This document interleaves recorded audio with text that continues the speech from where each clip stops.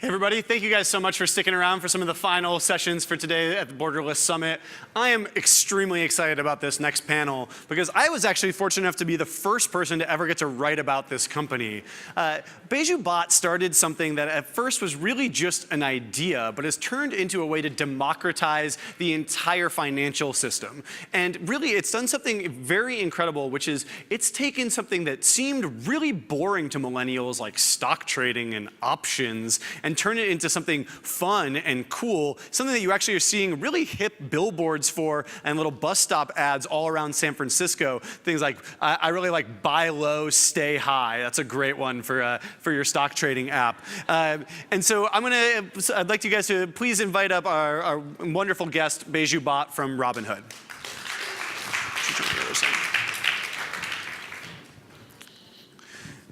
So we first talked about Robinhood about 6 years ago at my kitchen table.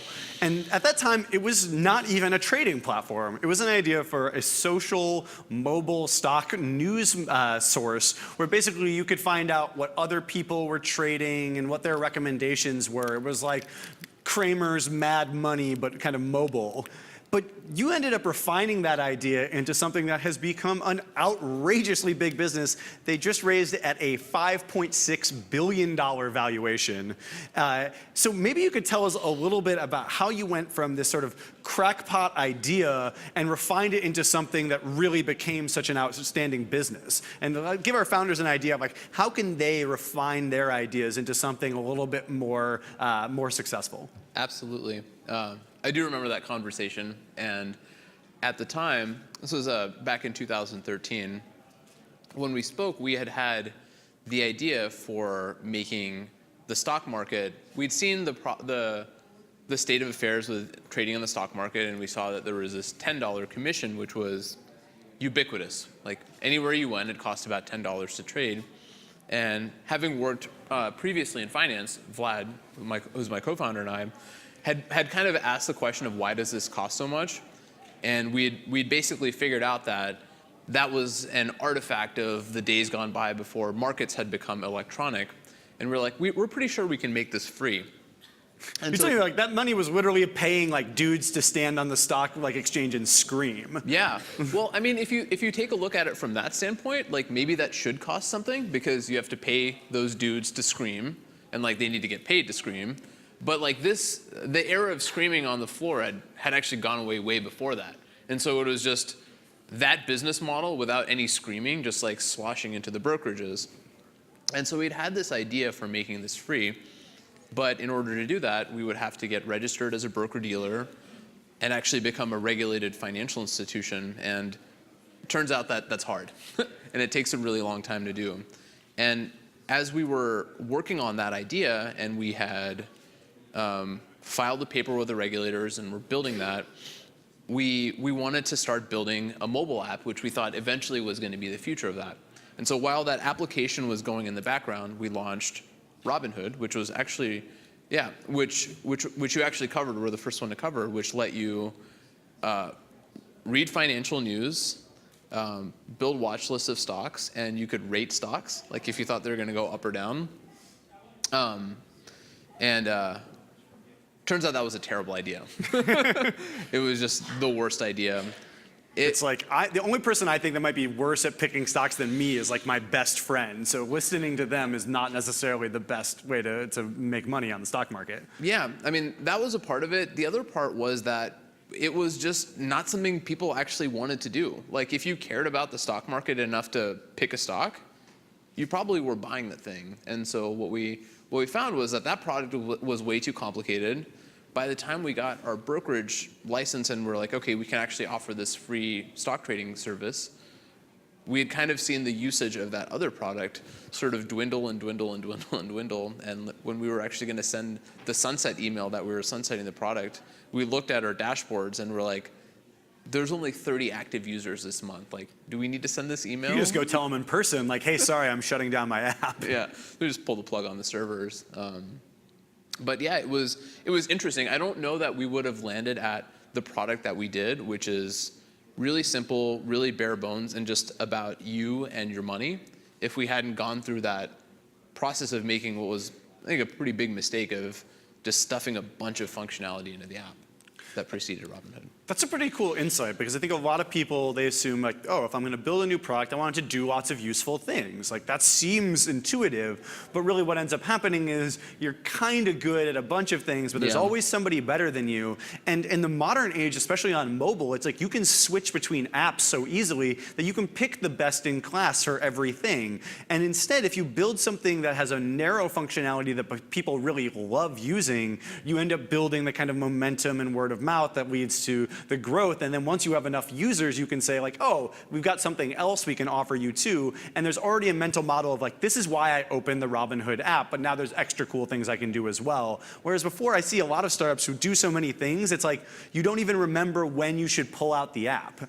And so like, maybe you could talk about like that moat though that you guys generated, which is that a lot of times people shy away from regulated industries because they assume like, I don't know what I'm doing, it's going to take all this time. But I don't think what they realize is that like, that's all this time that you have a head start on everybody else if this actually works. And now, years later, we still don't really see anything like Robinhood that exists. There's like a few things that are like, we have low fees, but there's still nothing that really works just like it. So maybe like you could tell us a little bit about the grit that was required to go through that process, but also, yeah, we just talk about that process of being like, yeah, we're going to wade into this awful regulation and bureaucracy.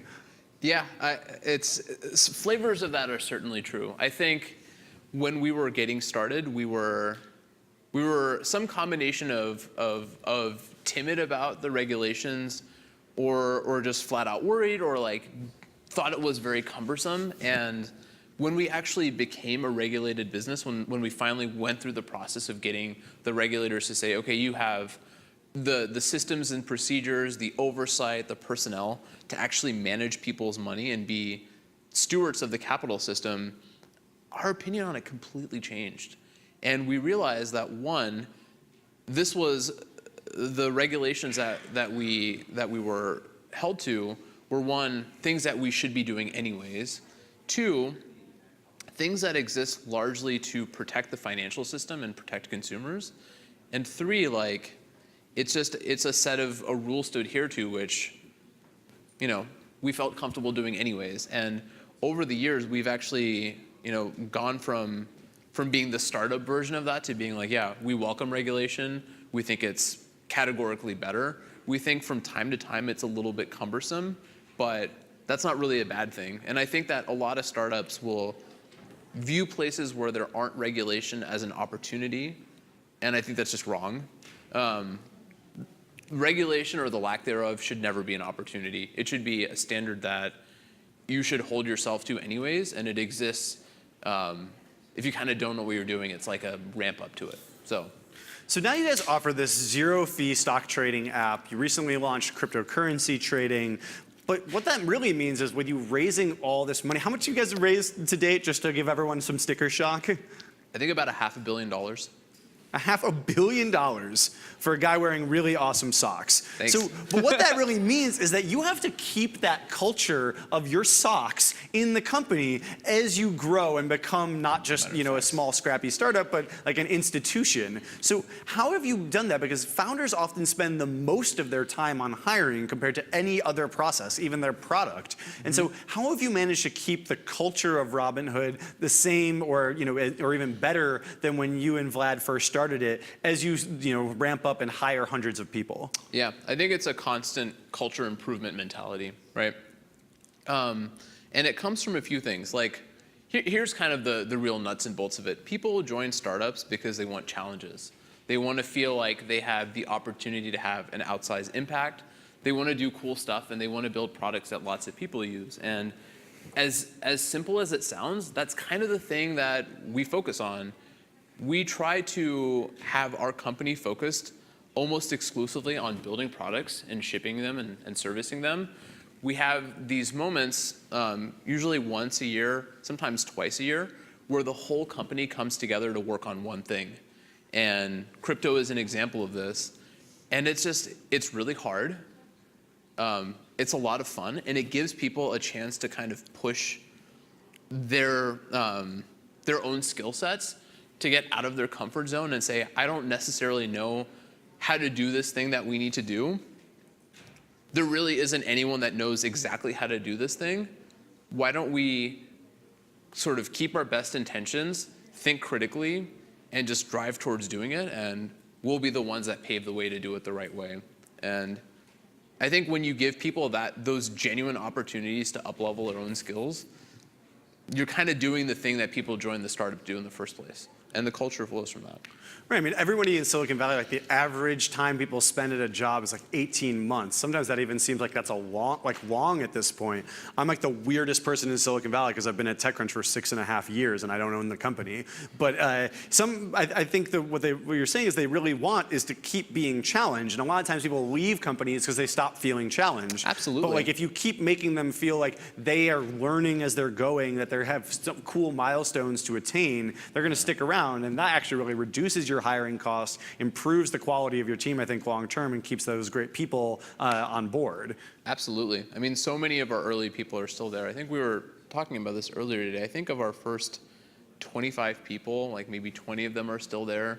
Of the first, 75 people, there's probably like 60. There's a lot of people. And that's like 5 years later. That's really astounding. And I think that really tells to you guys building something that people want to be a part of. And I love, I think you guys started that all the way down to the brand, taking money from the rich, giving it to the poor, this idea of democratizing the fintech system for millennials and for younger people who've historically been cut out because, if you're only investing $100, that $10 trading fee is basically all of your potential to make profit. That's a big deal. You're starting like your stock immediately went down 10%. And so I think when you open that up and you get rid of those fees, suddenly a much wider swath of people can participate. You talked about doing that project around crypto, bringing the whole company together. Maybe you could just walk us through that idea, because I think so many companies, when they're faced with that moment, they hesitate. They're worried about changing their identity, about losing their existing users, about stumbling into biting off too much more than they can chew. So how did you go about getting this whole company to go from, hey, we do the most traditional financial thing to we do the most frontier pioneering financial thing? Yeah, that's an interesting question. I think it's a couple of things, and the real honest answer is that it was. For Vlad and I, just very obvious that this was the thing that we had to do. Crypto had been a space that we'd been looking at for a couple of years at that point. We'd been working in financial technology for years and years before. They actually built several startups that failed first. So if you think your startup's not going well, that doesn't mean you're done with startups. Yeah. This could be your next thing, could be the $5 billion company. Yeah, we had two failures before. It was quite frustrating. And so we'd been thinking about crypto for a long time and had been watching it a little bit from the sidelines and had wrestled with the problem that we'd seen it kind of have this explosion of interest and it kind of die down. And we told ourselves it's if this happens again, this is likely something that's going to be around for a while. And when we saw it happening a second time, we saw the characteristic that we needed to have real conviction about it, which is the resiliency. Cryptocurrencies have been around for about a decade now, and they keep being relevant to society. They keep coming back. And so it was that coupled with the fact that we saw that there were not a lot of really great options for consumers, and the fees were really high. And we knew that if we were to enter the space, we would approach it with the same mindset that we had, which is to democratize access. And we made a commitment that we said, can we do this for free? And it was it's going to be challenging, but if we do it, we think that that's the way we can make this space a lot better. And so we said, we need to do this right now, and let's do it. And we did it. How did you get the team, though, rallied around that idea of hey, I know you've been working on this very traditional thing. Now we're going to do this crazy thing that could blow up in a year and not be a thing at all, but we think it's important enough to take that risk? I think we just leveled with people. We were pretty honest. We acknowledged all of those risks existed, but we realized that if we don't act on our instincts when we think something is really important, Vlad and I, as founders and leaders of our company, are failing. And we had a pretty honest discussion with the whole organization, and we're okay, starting later on today, we're going to cut all the other projects that are going on, and everybody's going to work on this. And that day felt pretty uncomfortable, felt pretty uneasy. I was like, did we just make a big mistake? A day or two later, we realized that there was a decent chance that it wasn't going to work, but it was so much damn fun, and it felt like being a 10-person startup again. And we're like, even if this doesn't work, this is just an awesome thing for our organization to be doing. That's the whole reason you get into it sometimes. You got to gamble. Like Yeah. if you wanted to build a safe, steady business, there's a lot of other industries you could go into. Yeah. So speaking of that leadership and trying to rally the troops, you guys have a very strange structure. Something that basically nobody would recommend, which is that you have two co-CEOs. How the hell do you make that work without just like every decision taking twice as long to make, without everything getting second guessed? You know, how do you guys make that work? Because I think a lot of companies out there are wondering, how do we manage this? Who should be the CEO? How do we handle that? But I think you guys have managed to do it in a very successful way, despite all of the traditional thinking being like, this is a terrible idea. Yeah, conventional wisdom is that this is a terrible idea. And the reason I think it's worked is because behind the company, there's a fantastic friendship that Vlad and I have. So Vlad, who is my co-founder, the two of us were friends at Stanford. We met, I think around the same time I met you, actually. We were both studying physics, which you can attest to. The people that study physics at Stanford are particularly... Masochists, mostly, Yeah. like people who really hate their own time. Yeah, it's a particularly nerdy brunch. And so we were both studying physics, and we were both, of even the physics majors, those like ones that are masochistic enough to like stay during the summer and study physics. You remember that program, right? The Stanford Summer Research Institute. And so we were both in this, and we met in the summer of 2005, I think. And we became friends because we'd crossed each other in the hallways in the physics department, and we both had some variation of this haircut. And I was like, that guy looks kind of cool. And I think we both fancied ourselves as kind of the cool kids. And when we became friends, we realized that, one, we were both only kids, only children. We both grew up in Virginia, and we were both children of immigrants. Vlad actually was, I think, 3 or 4 when he moved to the U.S. My parents moved to the U.S., and I was born like a month later. And we had this incredibly parallel life journey that had kind of ended us up in the same place. And we became the best of friends. We were like brothers from when we met because we didn't have any siblings. And we had this awesome chemistry where we loved hanging out together because we loved learning stuff together. And we were always really good at like teaching each other new things. And that's the kind of thing that like, you can't fake it, and it's so much more important than anything else. And so, you know, a decade later and 3 startups in, we're best friends. We have a really fluid dynamic between the two of us, which is code for we disagree a lot. We both are very well aware of each other's strengths and weaknesses, and we have a nice dynamic where when we know the other person is passionate about something, we just get out of the way. And we trust the other person to go and run with something. And we also have a really good dynamic of whenever we're making really important decisions, we don't make them by ourselves.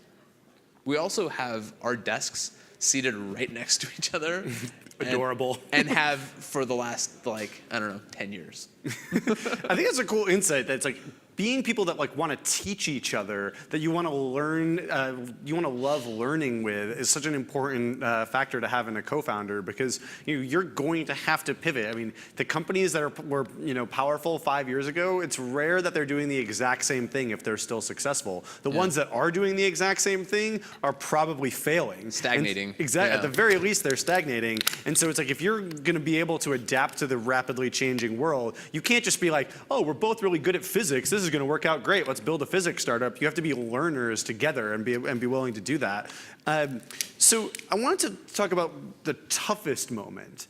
a lot of startups, it's all about like hashtag crushing it. Like, check out my TechCrunch article about how much money I raised. And then all of a sudden, it's just like, wait, then they like vaporized, they ran out of money, or they got bought for like a quarter of what they raised. Like, what happened? You don't really hear a lot about that like interim. And a lot of times, it's those moments where you either decide to give up or you decide to say like I don't want to tie my self-worth to this thing anymore, so I'm going to like step back a little bit. That way I can like be like, if this fails, it doesn't mean I'm a failure. There's like this separation that happens, and there's a lot of, or people just like totally quietly like stiff upper lip it and like go insane, which I definitely see frequently in startups. And what ends up happening is like 2 years later, they're like, I can't do this anymore. I'm like freaking out. I can't make the decisions that need to happen to make that next big product pivot or leap or to raise that next round, and they just like ditch out and they go. And so I'm fascinated about how you guys,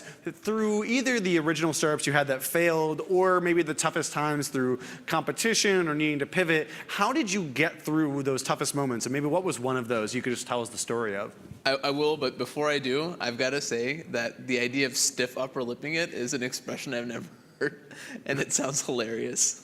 Yeah, it's like the British, I'm half British, and that's like the way you deal with all your problems there is you just like shut up and bear it, which is like the worst unless you're like in a trench in like warfare. That's like not actually a very good strategy, especially in the modern age when there's like so much access to help and there's so much connection. You just like, no, it's like your brain is mean to you. Your friends love you. Yeah. Everyone thinks you're doing a pretty decent job, but like your brain is just telling you you suck. And that's like kind of the story of startups is it's not about like your absolute value. You just judge yourself on like how you are and your momentum compared to yesterday. So it doesn't matter if you have like 2 months straight of kicking ass. If then like one thing goes wrong, you're like, oh man, I'm a wreck. Like I'm a failure. So maybe you could just tell us a little bit about how you did get through those moments or one of those moments. I might have stiff upper lipped a few moments along the way. But you have a co-CEO, so at least you're like stiff upper lipping it together. Yeah, exactly. Which sounds kind of strange, but. Sounds very strange. Yeah, I mean, this has been easy, I'll tell you that for sure. And it continues to, every stage along the way is like progressively, it's different and it's like equally hard.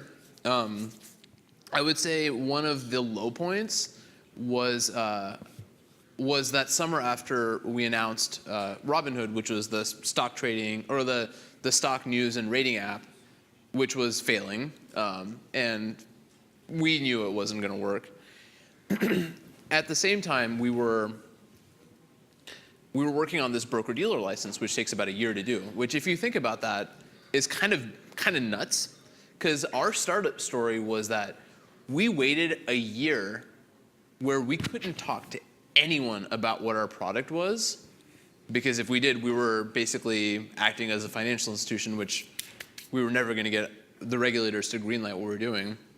I don't think I even told you that we were working on free trading at the time.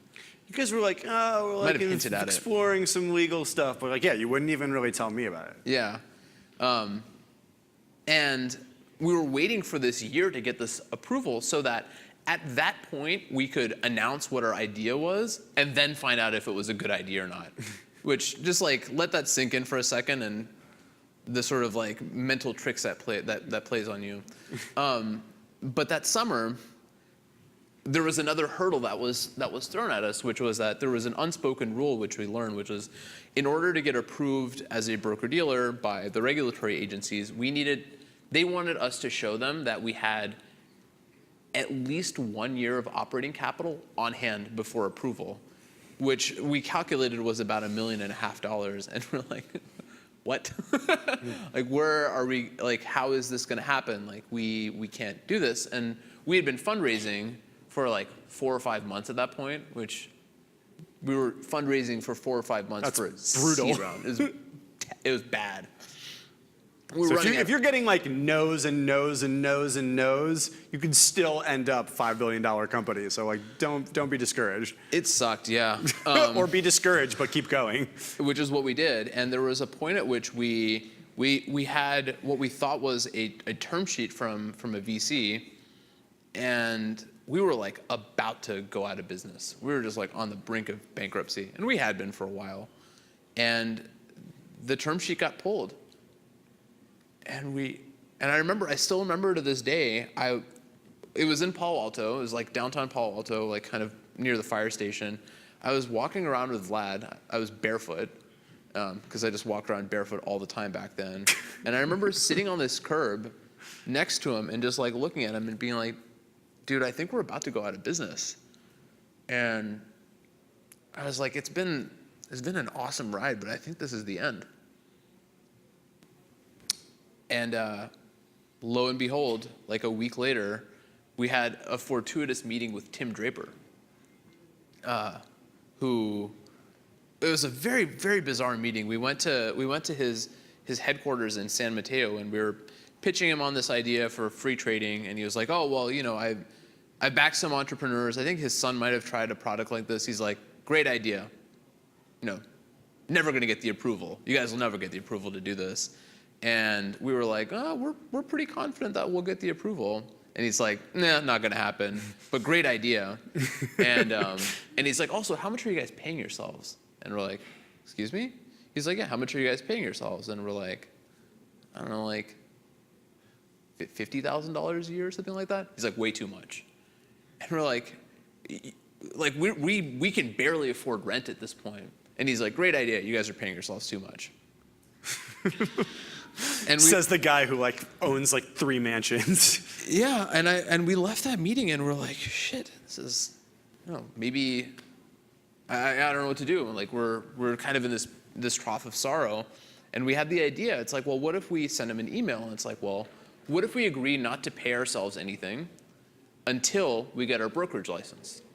And we were just like, I was like, I don't know if I can survive like that long. And we decided to do it. We took the bet, and we sent him the email. And a day later, we got an email back from him that he was in. And I ended up like starting to ride my bike into work. I went to Whole Foods, I bought a bunch of like bags of rice and beans, and like went into hibernation mode.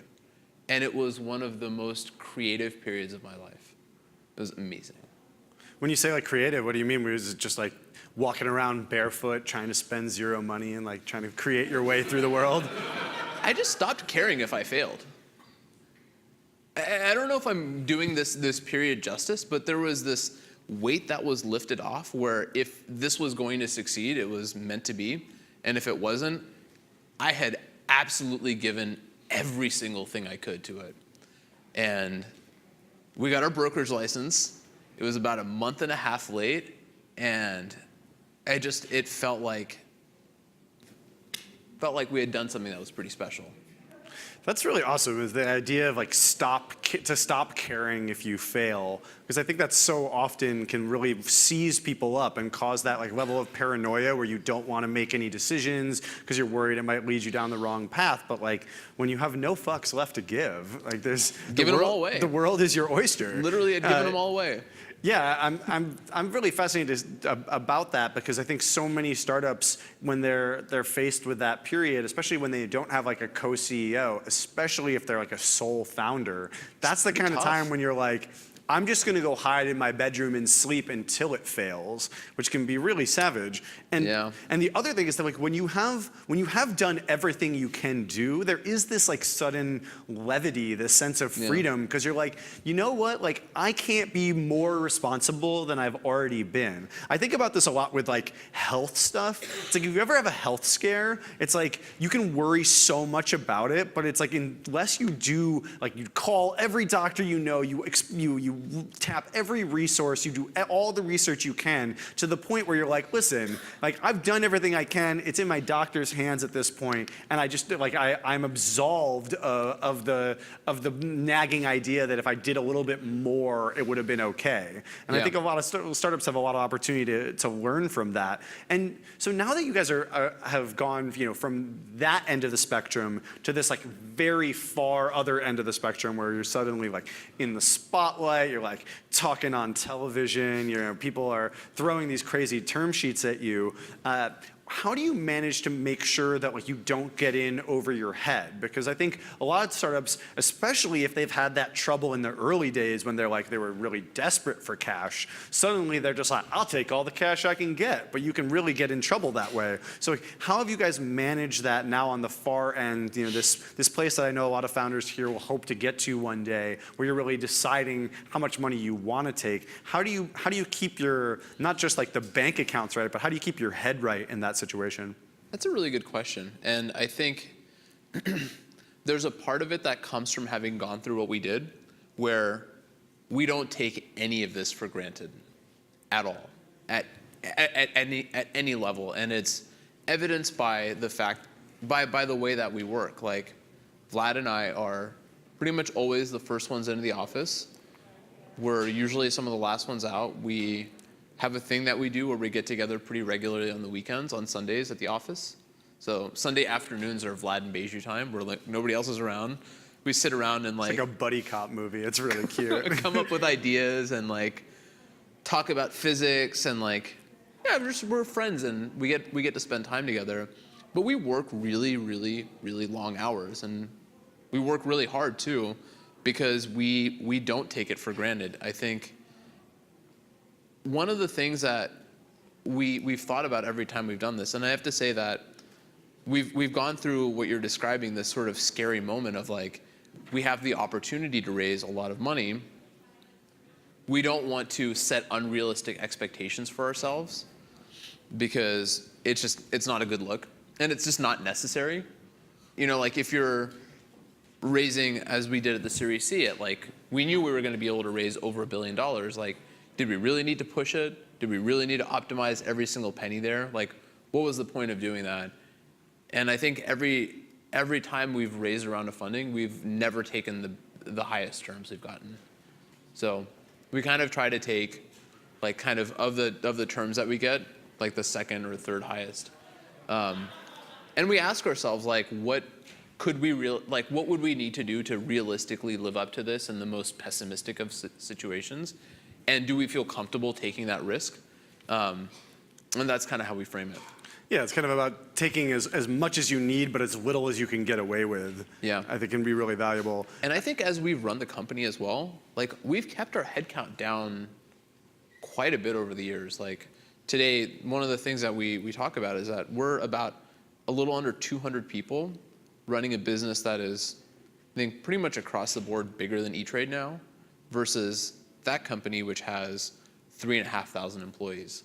Like, that's what innovation looks like. Yeah, it's like if you can do the same job or better with a 17th of as many employees, like you're really building something that matters. So just to summarize some of the awesome insights that Baiju gave us, you know, failures can help you triangulate your future product. Just because something doesn't work doesn't mean there's no value in it. It's about sort of, you know, recombinating that, using that as fertilizer for your next project by seeing what worked, what didn't, what do consumers really want. Some people shy away from regulated spaces or spaces that have big technical challenges or science challenges, but that can be your moat when other people can't follow on to you.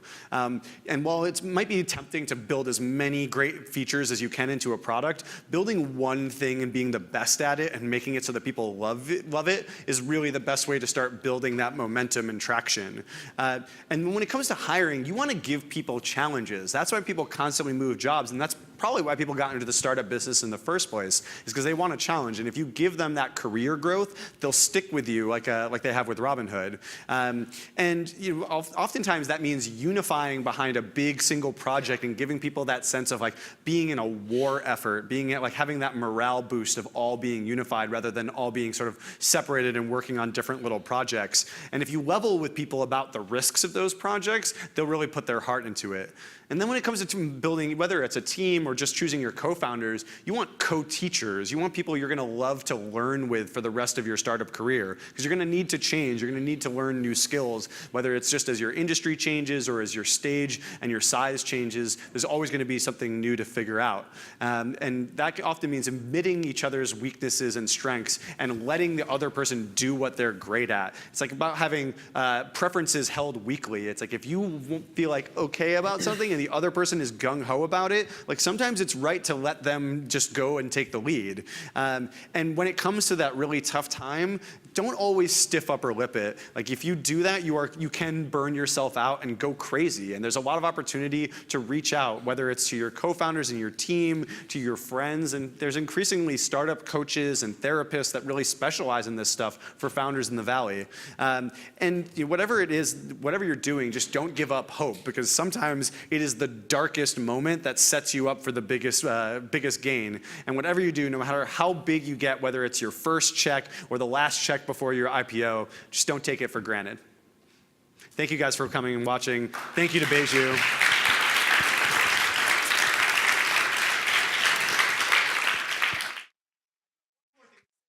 As the conference starts to wrap up, we've got one more amazing session and then an awesome cocktail hour and reception. Please go vote, because today is voting day in Silicon Valley, and we really need people to advocate for housing. The Silicon Valley and the tech scene has brought so much demand to housing, and we need more supply. So go check out the YIMBY slate. Yes on Prop D. Vote for London Breed for mayor. They're the people who are going to make sure that Silicon Valley can still be a place for new startups to move. So thank you guys. Please check out and go vote. Yeah, agreed.